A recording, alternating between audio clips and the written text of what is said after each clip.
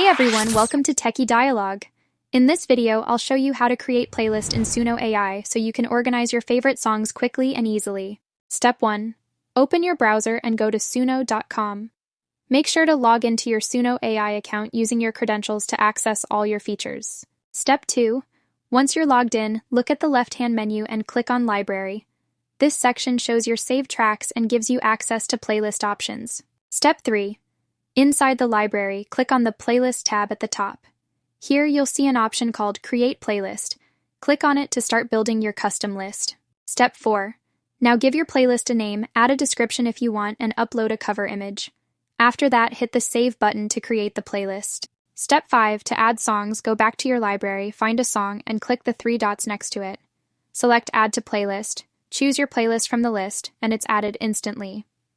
Thanks for watching. And don't forget to subscribe to Techie Dialogue for more helpful tech tutorials.